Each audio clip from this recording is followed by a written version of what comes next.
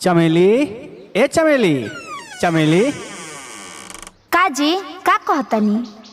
का रे ई का रूप बनैले है हमके समझ ही में ना आवत ह। तू कूड़ा भी न लिया का? अरे ना जी, तनी कपड़ा में ना ढील काटत रहल ह, उहे बड़वा खोल के खजुआवत रहनी ह।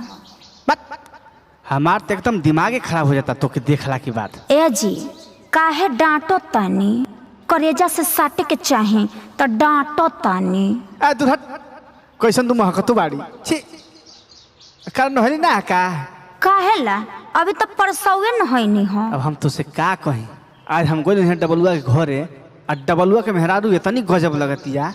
आगो तय तोर तो देखला के बाद दिने खराब हो जाला चेहरा। अच्छा तो कुछ लिया के देनी का हमके? अरे हमरो के मिलित ना तो मार के एकदम ऐश्वर्या राय हो जाती।